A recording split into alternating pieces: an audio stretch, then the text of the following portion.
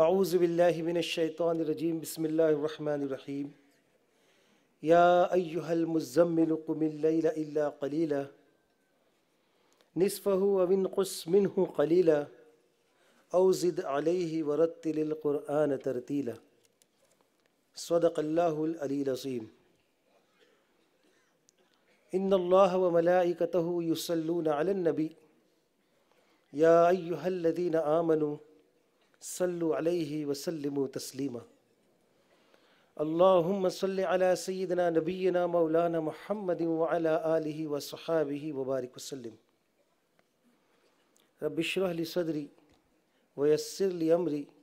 واحلل عقدۃ من لسانی یفقہوا قولی۔ انتہائی قابل احترام بزرگوں، بھائیوں، عزت ماں اور بہنوں، اس بات پر ہم اللہ سبحانہ وتعالیٰ کا جتنا بھی شکر ادا کریں کم ہے کہ اس نے نہ صرف یہ کہ ہم کو اسلام کی دولت سے مالا مال فرمایا، بلکہ ہم کو تحریک اسلامی کے ایک ایسے قافلے سے وابستہ فرما دیا کہ جو اس کے دین کی سربلندی اور اس کی اقامت کے لیے اس سرزمین پر اپنی عمدہ ترین صلاحیتوں کے ساتھ سر دھڑ کی بازی لگائے ہوئے ہے۔ اللہ سبحانہ وتعالی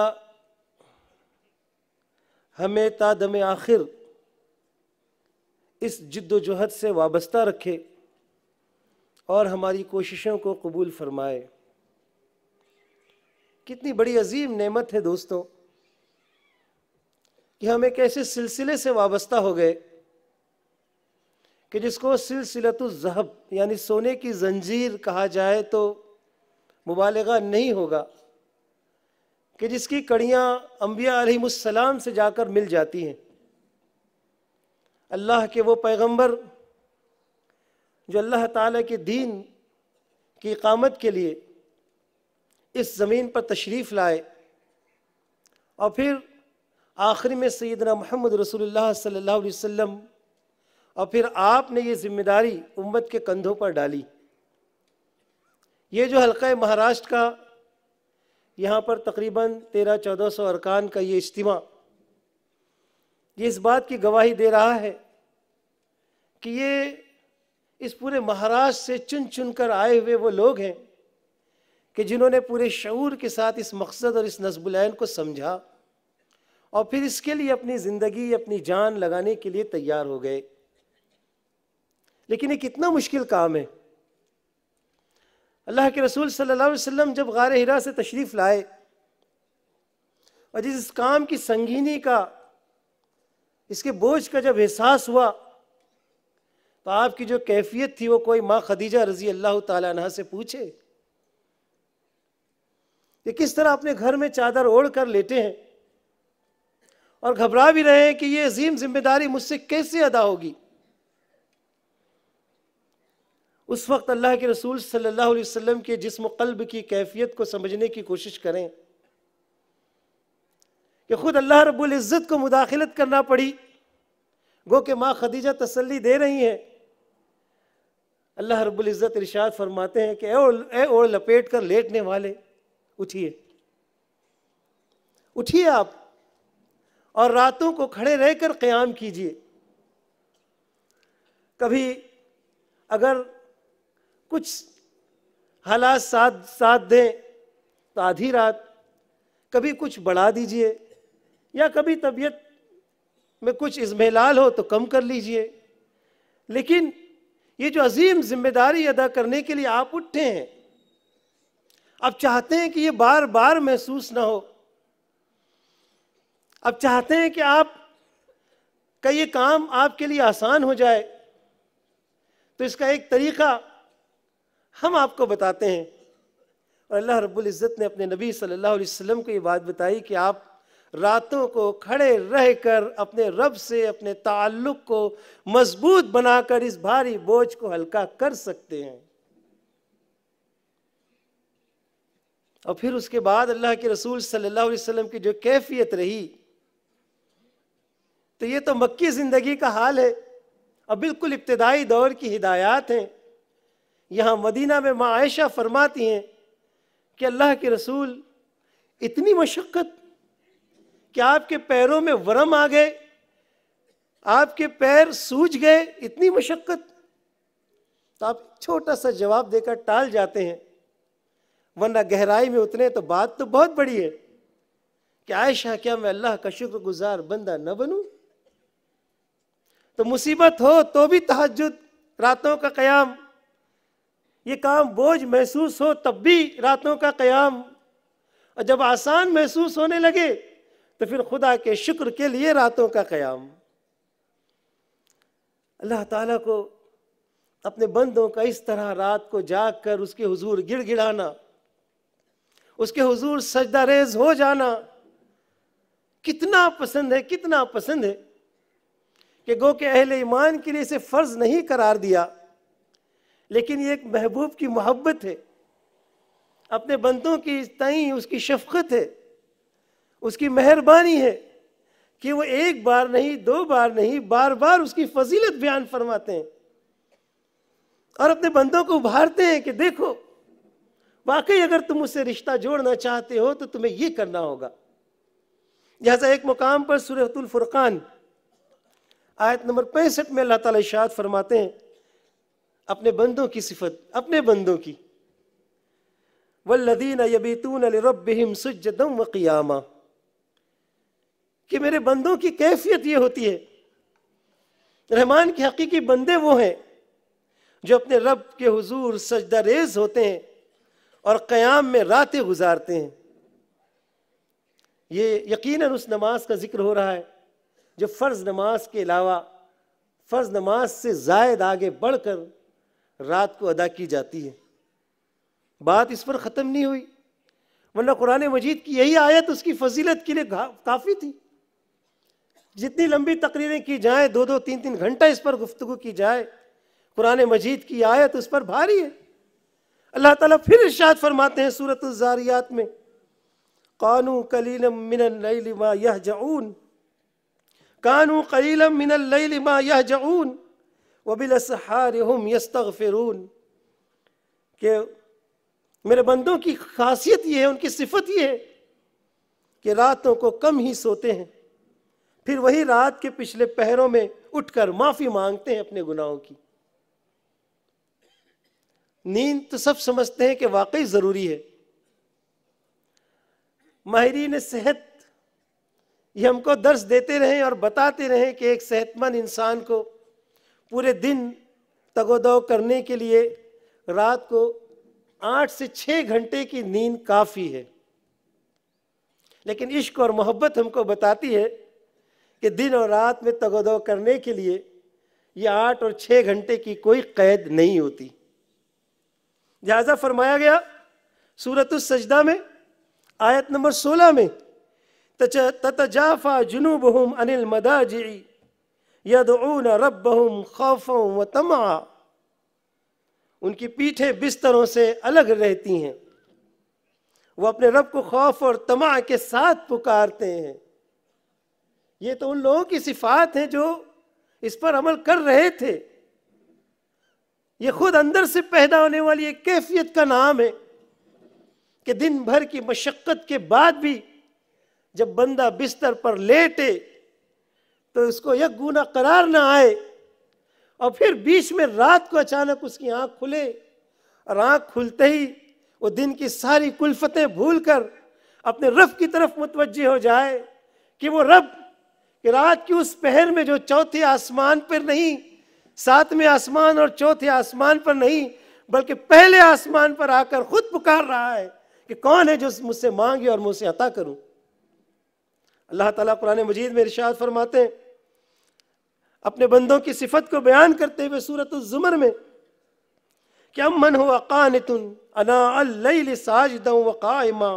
یحذر الآخرة ویرجو رحمت ربی، یحذر الآخرة ویرجو رحمت ربی، کیا اس سے شخص کا انجام اس نافرمان کی طرح ہو سکتا ہے، نافرمان مشرک کی طرح؟ وہ شخص جو اللہ کا فرما بردار ہو، رات کے اوقات میں کھڑا رہتا ہو اور سجدے کرتا رہتا ہو، آخرت سے ڈرتا ہو اور اپنے رب سے امید لگائے ہوئے ہو۔ سورۃ آل عمران میں فرمایا الصابرین والصادقین والقانتین والمنفقین والمستغفرین بالاسحار، ان کی صفت، ان کی خوبی ہے کہ یہ لوگ صبر کرنے والے ہیں، راست باز ہیں، فرما بردار ہیں اور فیاض ہیں، اور رات کی آخری گھڑیوں میں اللہ سے مغفرت کی دعائیں مانگا کرتے ہیں۔ لہٰذا نبی کریم صلی اللہ علیہ وسلم کو جب تسلی دی تو اس انداز سے دی کہ آپ رات کو اٹھ کر کھڑے رہا کریں۔ فرمایا گیا قرآن مجید میں کہ وَمِنَ اللَّيْلِ فَتَحَجَّدَ بِهِ نَافِلَةً لَكَ عَسَىٰ أَن يَبْعَثَكَ رَبُّكَ مُقَامًا مَحْمُودًا،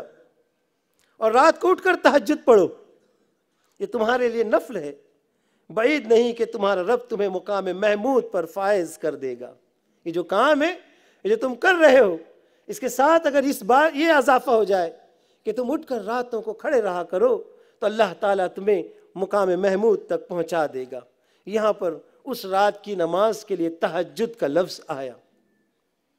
ہمارے مفسرین فرماتے ہیں کہ تہجد کے معنی ہے نیند کو توڑ کر اٹھنے کے، لہٰذا رات کے وقت تہجد کا مطلب یہ ہے کہ رات کا ایک حصہ سونے کے بعد پھر اٹھ کر نماز پڑھی جائے۔ سہولت کے لیے بات کہی جا سکتی ہے کہ ٹھیک ہے رات کی نماز کی عادت ڈالنی ہو، اٹھنا بھاری محسوس ہوتا ہو، بوجھ محسوس ہوتا ہو، کوئی بات نہیں، اب 2 رکعت نفل پڑھ کر سو جائیے۔ ٹھیک ہے، ایک مبتدی کے لیے جو شروعات اس منزل پر چلنے کا جس نے آغاز کیا ہے ابھی، اس کے لیے ہو سکتا ہے یہ بات درست ہو، لیکن جو مزہ اپنی نیند کو کچل کر، اپنی نیند کو توڑ کر اٹھ کر محبوب سے ملاقات کا ہے، وہ مزہ اس شروع میں پڑھی جانے والی 2 رکعت نفل میں نہیں ملتا۔ لہٰذا اللہ کے نبی صلی اللہ علیہ وسلم فرماتے ہیں، حضرت ابو امامہ رضی اللہ تعالی عنہ اس کے راوی ہیں، فرماتے ہیں کہ تہجد کا اہتمام کیا کرو، یہ تم سے پہلے کے نیک لوگوں کی خصلت ہے اور خدا سے تمہیں قریب کرنے والی ہے اور گناہوں کے برے اثرات مٹانے والی ہے اور معاصی سے، گناہوں سے، نافرمانی سے روکنے والی چیز ہے۔ یہ رات کو اٹھ کر، نیند کو کچل کر، نیند کو توڑ کر یہ 2 رکعت یا 8 رکعت آپ پڑھ لیں تو اس کے جو فائدے ہیں وہ یقین جانیے کہ وہ صرف محسوس کیے جا سکتے ہیں، بیان نہیں کیے جا سکتے۔ یہ بات تو کہنے کو کہی جا سکتی ہے کہ گناہوں سے بچائے گی یہ عادت ہمیں، یہ عادت ہمیں خدا سے قریب کرے گی، لیکن دھیرے دھیرے جب اس پر مداومت ہو جائے تو رب اور بندے کا جو تعلق قائم ہوگا، اور اس تعلق کی وجہ سے یہ دن بھر کی جو مشقت اور محنت ہے، ہم اور آپ کیا سمجھتے ہیں کہ اللہ کے رسول صلی اللہ علیہ وسلم معاشی مصروفیت سے اگر فارغ تھے تو کیا آپ کے اوپر اور کوئی دوسری ذمہ داری اور بوجھ نہیں تھا؟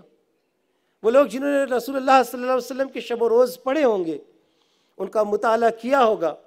اور خود اپنے آپ کو مدینہ میں محسوس کر کے یہ دیکھا ہوگا کہ اللہ کے رسول صلی اللہ علیہ وسلم کی شب اور روز کی زندگی کیسے گزرتی تھی، وہ محسوس کریں گے کہ انتہائی مصروف زندگی تھی، انتہائی مصروف، یہاں تک کہ ایک وقت تو خود اللہ رب العزت کو مداخلت کرنی پڑی کہ تم ایسے وقت میں آ کے رسول کو آواز دیتے ہو جبکہ وہ ابھی گھر میں آرام کر رہا ہے، دن بھر کی تھکن سے چور ہو کر ابھی وہ لیٹا ہے، اس کے تھوڑے سے پیٹ لگانے کا وقت ہے اور تم اب چلے آئے اس کو آواز دیتے ہو، اسے پکارتے ہو باہر سے۔ کتنی مصروف زندگی تھی، لیکن اس میں بھی رات کو اٹھ کر اللہ تعالیٰ کے حضور راز و نیاز کی باتیں ہو رہی ہیں۔ لہٰذا یہ بات جو ارشاد فرمائی گئی سورہ مزمل میں ہی، ان ناشئۃ اللیل ہی اشد وطئا واقوم قیلا، کہ یہ جو تمہارا رات کا اٹھنا ہے، یہ ہمارے لیے ہمارے نفس کو قابو کرنے کا بہترین ذریعہ ہے۔ رکنیت کا فارم بھرنے کے بعد اور انٹرویو جب ہوتا ہے تو اس وقت ہم پوچھ لیتے ہیں کہ آپ نے کتابیں کون کون سی پڑھیں، اور ہم بھی فارم پر لکھ لیتے ہیں کہ ہم نے یہ کتابیں پڑھ لیں۔ قرآن مجید ترجمے سے مکمل ہو گیا، سیرت کی کتاب مکمل ہو گئی، ہمارا بنیادی لٹریچر مکمل ہو گیا، امیر مقامی نے بھی گواہی دے دی، اور ناظم ضلع اور امیر حلقہ کی بھی گواہی امیر جماعت تک پہنچ گئی۔ لیکن میرے دوستو، ایک ایسی چیز جو ہمارے ساتھ لگی ہوئی ہے، اس پر بھروسہ نہیں کیا جا سکتا۔ ہو سکتا ہے کہ عقل و فکر ہمیں مطمئن کر دے کہ ہاں اب تم تحریکی بن گئے، لیکن ہمارا نفس جو ہمارے ساتھ لگا ہوا ہے، وہ زندگی کے کس مرحلے اور موڑ پر پتہ نہیں کب ہمیں گھما لے جائے، کب ہماری راہ گم کر دے، ہم کہہ نہیں سکتے، ہم نہیں کہہ سکتے۔ اور پھر یہ کسی کتاب کے پڑھ لینے سے نہیں ممکن ہو پائے گا۔ اس کے لیے ضروری ہے کہ ایسی مشقت کی جائے کہ نفس ہم پر سوار نہ ہو، بلکہ ہم نفس پر سوار رہیں۔ اور اس کے لیے طریقہ بتایا گیا کہ سب سے بہترین عمل یہ ہے کہ اپنے آپ کو رات کی عبادت کے لیے تیار کر لیں۔ لہذا فرمایا گیا کہ بے شک رات کا اٹھنا نفس پر قابو پانے اور قرآن مجید کو ٹھیک سے پڑھنے کے لیے نہایت خوب تر ہے۔ نفس پر ہم قابو پانا چاہتے ہیں، اپنے نفس کو کنٹرول کرنا چاہتے ہیں، تو نیند کو کنٹرول کرنا سیکھنا ہوگا، اور اس وقت اٹھ کر اللہ رب العزت سے اپنے تعلق کو قائم کرنا ہوگا۔ سیدی مودودی فرماتے ہیں کہ وَتْعَوْں، جو لفظ اس میں استعمال کیا گیا، اس کا مطلب یہ ہے کہ رات کو عبادت کے لیے اٹھنا اور دیر تک کھڑے رہنا، جو کہ طبیعت کے خلاف ہے، اور نفس اس وقت آرام کا مطالبہ کرتا ہے، لیکن یہ فعل ایسا مجاہدہ ہے جو نفس کو دبانے اور اس پر قابو پانے کی بڑی زبردست تاثیر اپنے اندر رکھتا ہے۔ اس طریقے سے جو شخص اپنے آپ پر قابو پا لے اور اپنے جسم اور ذہن پر تسلط حاصل کر کے اپنی طاقت کو راہ خدا میں استعمال کرنے پر قادر ہو جائے، وہ زیادہ مضبوطی کے ساتھ دین حق کی دعوت کو دنیا میں غالب کرنے کا کام کر سکتا ہے۔ یہ ہماری بہت ساری کمزوریاں جو احتساب میں نظر آتی ہیں، وہ یقیناً دور ہو جائیں گی اگر ہم نے اپنے آپ کو اس عبادت کے لیے تیار کر لیا۔ نفس پر قابو پانے کا بہترین ذریعہ ہے یہ عبادت۔ نہ صرف یہ کہ ہمارے نفس کو ہمارے کنٹرول میں دے دیتی ہے، بلکہ ایک بہت ہی خطرناک دشمن ہمارا جو ہر وقت لگا رہتا ہے ہمارے ساتھ، ریاکاری سے ہمیں بچاتی ہے۔ کوئی نہیں دیکھتا اس وقت، فرض نماز بھی پڑھتے ہیں تو لوگ دیکھ لیتے ہیں، تقریر کرتے ہیں تو لوگ دیکھ لیتے ہیں، دعوت کا کام کرتے ہیں تو لوگ دیکھ لیتے ہیں، لیکن یہ ایک ایسی عبادت ہے کہ جب ہم کھڑے ہوتے ہیں تو کوئی نہیں جانتا، کوئی نہیں دیکھ رہا ہوتا، اور اس وقت ہم ہوتے ہیں اور ہمارا رب ہوتا ہے بس، اور پھر اس وقت اس سے راز و نیاز کی باتیں ہوتی ہیں۔ اللہ تعالیٰ کو یہ بات بہت پسند ہے کہ بندہ اس کے آگے گڑ گڑائے، حالانکہ ہمارا اس بات پر ایمان ہے کہ اللہ رب العزت ہر وقت ہمیں دیکھ رہے ہیں، ہم اس کی نگاہ میں ہیں، لیکن وہ چاہتا ہے کہ میرے بندے اس کے آگے گڑ گڑائیں۔ دن کی مصروفیات میں یہ ممکن نہیں ہوتا، ہم سادہ سی مختصر سی ایک دعا مانگ کر فارغ ہو جاتے ہیں، لیکن دوستوں جب رات کو اٹھیں گے تو خود بخود دل یہ چاہے گا کہ آج اللہ سے ہم وہ کہہ دیں، ہم اپنے دل کی بات اس کے سامنے رکھ دیں، کھول کر دل رکھ دیں، اور ایک بچے کی طرح ہم اس کا دامن پکڑ کر لپٹ جائیں اور اپنی ضد اس کے سامنے رکھیں، اور وہ چیز جو ہم مانگنا چاہتے ہیں، جو چاہتے ہیں، ہم اسے مانگ لیں، اور اس طرح کا اس دعا کے لیے اور اس طرح مانگنے کے لیے رات سے زیادہ بہتر کوئی وقت نہیں ہوتا۔ ہم اللہ سبحانہ و تعالیٰ سے دعا کرتے ہیں بھائیوں اور بہنوں، اور اجتماع سے جانے کے بعد ہر شخص اس عہد کے ساتھ باہر نکلے کہ انشاءاللہ وہ اب اس نماز شب کے لیے اپنے آپ کو تیار کرنے کی کوشش کرے گا انشاءاللہ۔ اقبال نے بہت پیاری بات کہی کہ عطار ہو رومی ہو رازی ہو غزالی ہو، کچھ ہاتھ نہیں آتا بے آہ سحر گائی۔ رپورٹ میں شاید ہم لکھ دیے جائیں کہ ہاں آپ نے بہت اچھا کام کیا، آپ کی کارکردگی بہت خوب، لیکن اللہ کے حضور جو درجہ ہے وہ تو اس نماز شب کے بعد ہی حاصل ہونا ممکن ہے۔ اللہ ہمیں سب کی توفیق عطا فرمائے۔ ربنا تقبل منا انك انت السميع العليم وتب علينا انك انت التواب الرحيم واخر دعوانا ان الحمد لله رب العالمين۔ السلام علیکم ورحمۃ اللہ وبرکاتہ۔